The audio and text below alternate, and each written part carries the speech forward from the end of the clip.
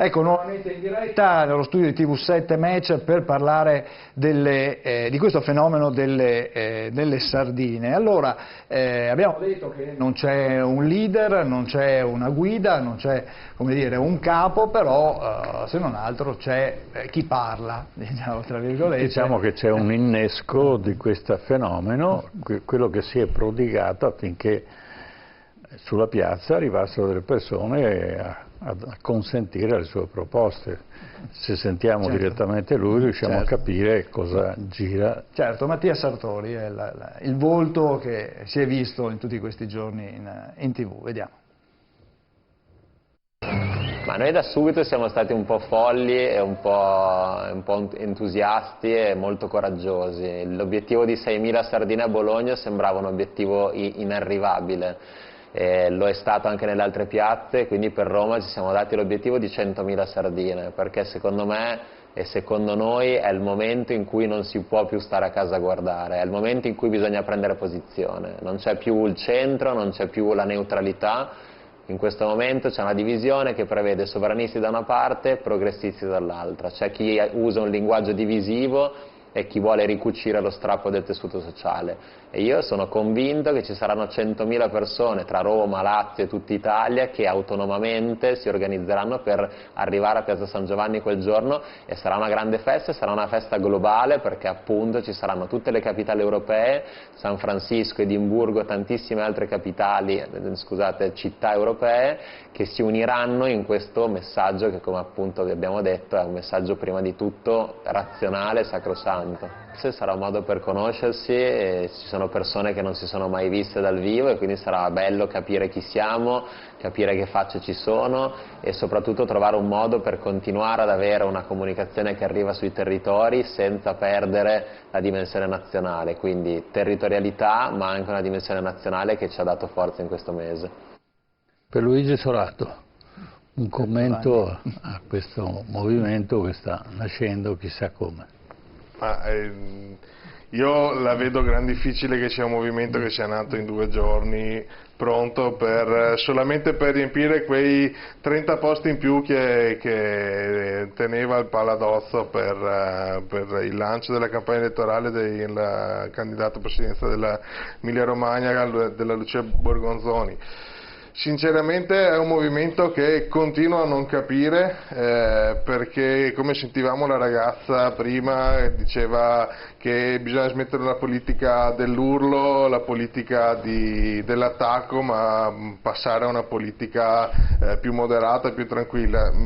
Io vorrei capire qual è una politica più moderata e più tranquilla, nel senso che comunque, voglio dire, quando siamo in un dialogo ci sta sempre il confronto, ci sta ovviamente se alzi la voce, puoi cambiare un po' i termini, i modi, però se ho una proposta la porto avanti e la porto avanti anche a voce alta. Se non ho una proposta vado in piazza, alzo le sardine e risolvo che per una sera ho protestato contro la Lega che al momento è data al 34% e non porto via voti alla Lega, però i voti me li gioco sempre su una questione 5 Stelle, su una questione centrosinistra, perché bene o male quella è l'estrazione politica delle figure che sono in piazza a protestare e tra di loro si capiscono, tra di loro fanno festa e quando tornano a casa effettivamente non hanno risolto nulla, per cui comunque ci si trova sempre in una soluzione, in una situazione come quella che diceva lei prima,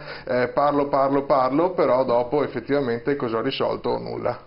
Ma cosa si potrebbe fare per attrarle da un'altra parte, che poi alla fine la politica è fatta così? Ma basta mandare la Lega al governo riuscirà a portare quello che è il nostro Stato almeno a un tentativo di risoluzione di quelle che sono le problematiche attuali con le proposte che stiamo portando avanti e sicuramente una buona parte di quella piazza lì si girerà e verrà con noi perché capirà che effettivamente quella protesta contro l'attuale opposizione al governo in effetti è una protesta per cambiare quello che è il Paese. un paese che attualmente sta lavorando, o meglio, un movimento, un partito, quello della Lega, che sta lavorando per riportare non tanto il sovranismo all'interno della nostra nazione, ma più che altro un'identità che attualmente si sta svendendo, un'identità che la stiamo perdendo perché si sta cercando un po' di omogenizzare quello che è il pensiero,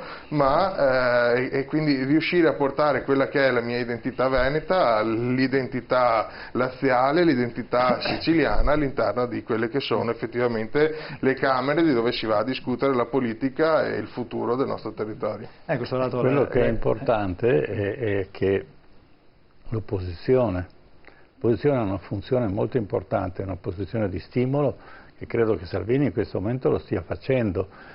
E come lo si fa poi questo dà dei risultati, e mi sembra che un po' di risultati siano arrivati in questo senso, tant'è che è diventato dall'ultimo partito qualche anno fa a quasi il primo partito, adesso non ho le statistiche, il primo partito in Italia, il che rende merito a chi lo promuove. Abbiamo un telespettatore che sta attendendo. Sì, ho finito. Adesso anzi lasciamo subito la parola al nostro telespettatore, così sentiamo cosa possiamo rispondere.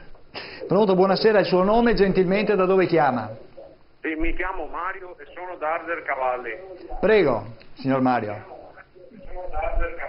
Sì, avevo una domanda per il signor sociologo. Sì. Mi interessava capire, ma dei sardine, ma dei comunisti o dei fascisti? Perfetto, lei deve le seguo sempre. Grazie. Allora, salutiamo intanto allora per il sociologo. Allora, sono comunisti o sono...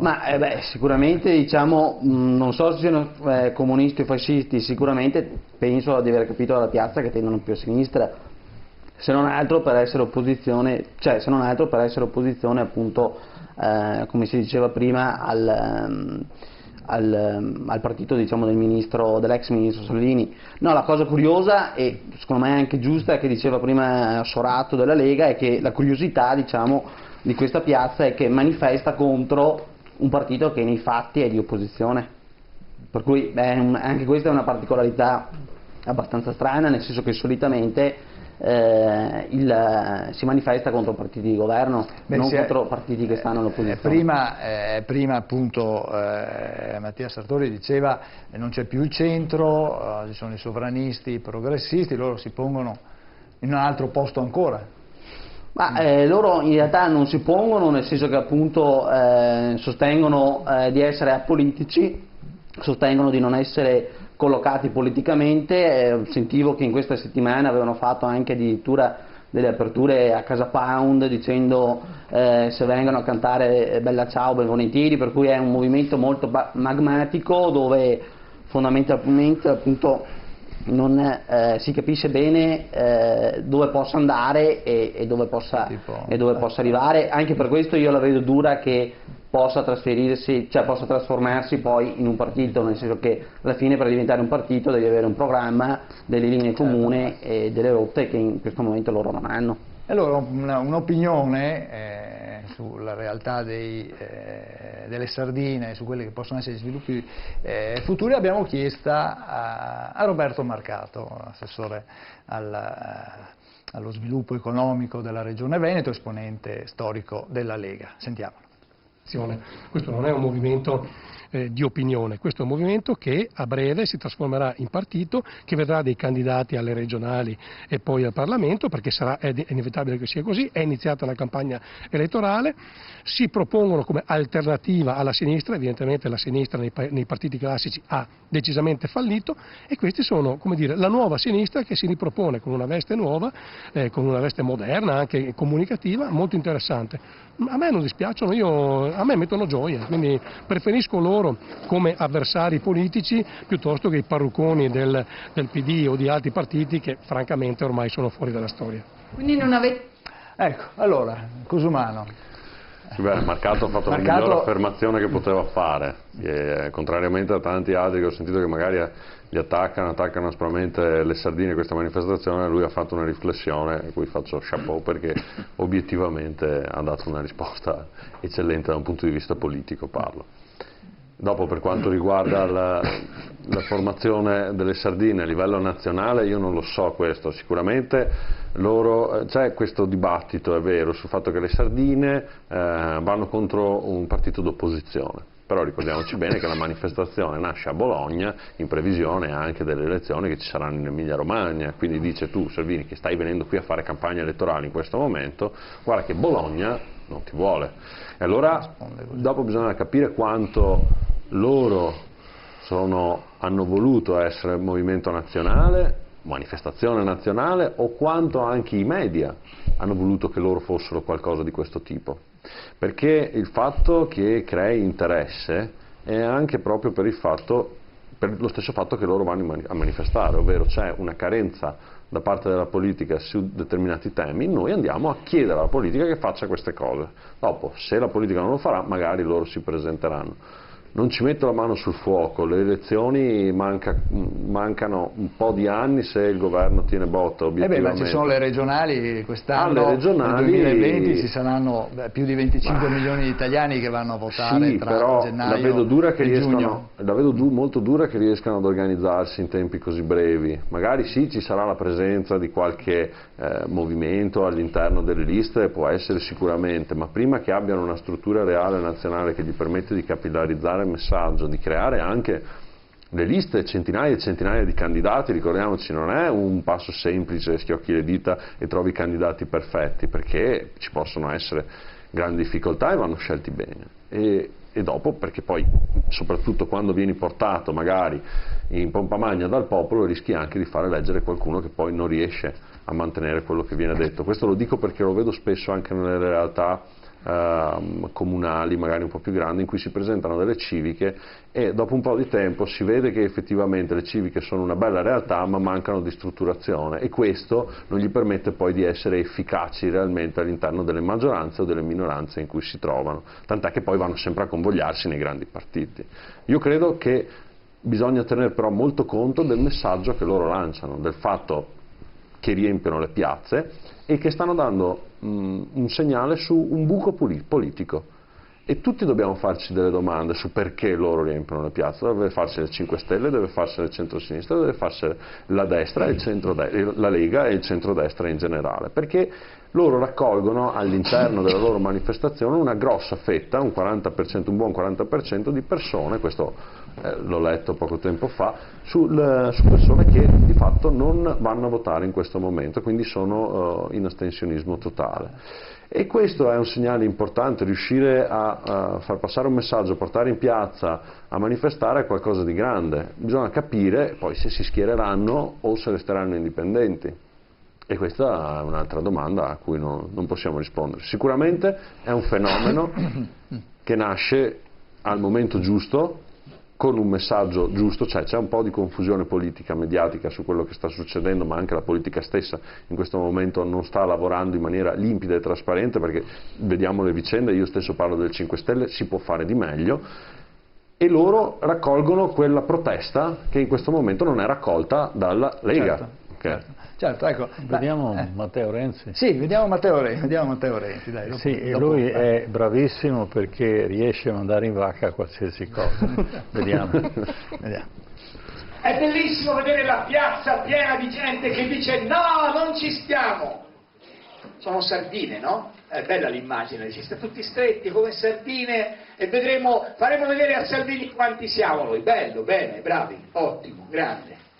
Ma accanto alle sardine servono coloro, mi verrebbe voglia di dire, i salmoni, capaci di andare controcorrente e di raccontare che cos'è la verità in questo paese, e di raccontare che cos'è la politica in questo paese, e fare proposte, non dire soltanto no.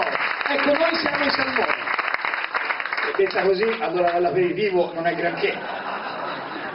Noi siamo i salmoni che vanno controcorrente rispetto all'ondata di populismo che questo paese ha in tutti i gangli vitali.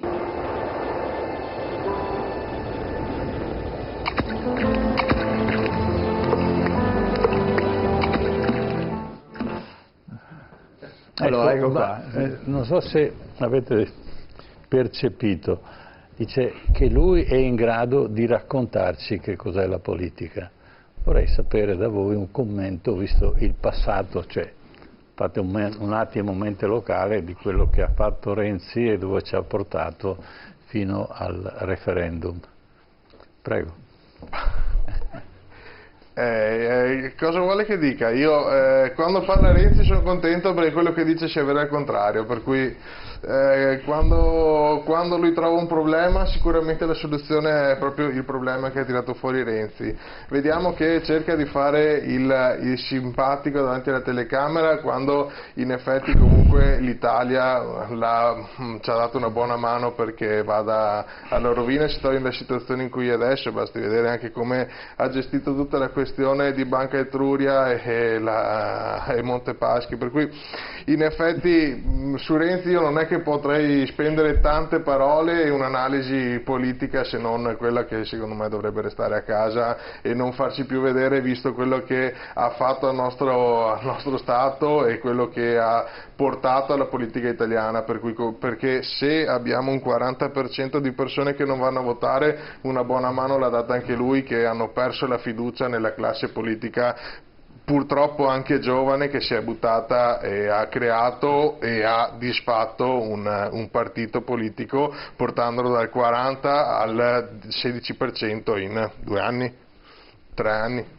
Quindi voglio dire, mentre Salvini ha preso il partito al 4% e l'ha portato al 34%, Renzi l'ha preso al 40% e lo ha portato al 15%, quindi non posso dire altro perché le risposte vi sono state già date da quello che è il momento attuale. Si è creato anche un partito a suo nome. Sicuramente si è creato un partito che adesso è dato al 5-6% circa, e è fatto praticamente solamente di persone elette, perché all'epoca le liste per quella che era l'elezione all'interno del Parlamento italiano le aveva fatte lui e non Zingaretti, per cui ovviamente una parte di quelli che sono eletti attualmente in quota PD fanno riferimento a Renzi. Lui si è creato il suo movimento politico appunto per poter continuare a trattare nei tavoli che contano, dando quel peso politico, perché sappiamo che comunque in Italia l'ago della bilancia viene dato dai partiti più piccoli e non dai partiti grossi, che hanno la necessità di arrivare a questo famoso 40% più 1 per riuscire ad avere il premio di maggioranza, e Renzi sta giocando su questa cosa qui, quindi sul riuscire a decidere all'interno del Movimento 5 Stelle e del PD, che attualmente hanno la parte principale della maggioranza di governo. Giacomo Cosumano. Matteo Renzi, sì, rispetto a quello che ha detto Marcato, è andato all'attacco di questi ragazzi e secondo me ha sbagliato, perché dovrebbe in realtà, come dicevo prima, cercare di capire invece questi ragazzi perché attrae quelle piazze e lui no. Se partiamo dall'inizio, anche lui è stato portato comunque dal popolo, nel senso è stato sindaco, poi è entrato all'interno del Partito Democratico, ha preso varie preferenze all'interno del Partito Democratico fino a diventarne segretario, fino a diventare premier, non eletto dal popolo, perché nel senso non è stato votato lui come premier. Però è uno che non ha mai amato, secondo me, le piazze, non ha mai amato le manifestazioni, non ha mai amato quello che è appunto il scendere tra la gente comune. È sempre stato un po' nei palazzi, anzi senza un po', è sempre nei palazzi. E il suo lavoro è all'interno dei palazzi, perché adesso anche il fatto che lui abbia creato Italia Viva fa riflettere perché mette in difficoltà quella che dovrebbe essere la sua maggioranza. Perché è chiara l'immagine che lui vuole fare d'ago dalla bilancia, gli è stata servita su un piatto d'argento. Obiettivamente a chi giova? Non giova sicuramente al Paese una spaccatura all'interno della maggioranza di questo tipo, forse gioverà a lui personalmente e alla Lega, perché questo è il dato di fatto. Ad oggi io vedo sicuramente una persona molto intelligente nella figura di Salvini, perché anche nella figura di Matteo Renzi, proprio quando è andato a sfidare Matteo Salvini, perché ha sbagliato Salvini ad andare in trasmissione con Renzi, secondo me, perché non doveva, perché uno che è al 5% ha sempre vinto quando va contro uno che pesa il 35%, in qualsiasi caso, perché riesci a mettere in difficoltà una figura molto più ampia. Tu sei piccolo, invece ti puoi permettere anche di fare degli errori e di dire quello che vuoi. E lui sicuramente ha una visione molto strategica della politica, una visione ampia ma da palazzo, dentro i palazzi, e si è visto e ha sbagliato a criticare la piazza, secondo me, ampiamente. Certo. Allora, abbiamo un break pubblicitario. Dopo vi facciamo sentire anche cosa ha detto il segretario del PD, Zingaretti, poi risentiremo ancora anche Mattia Sartori. Ma facciamo un breve break dopo l'ultima parte della trasmissione.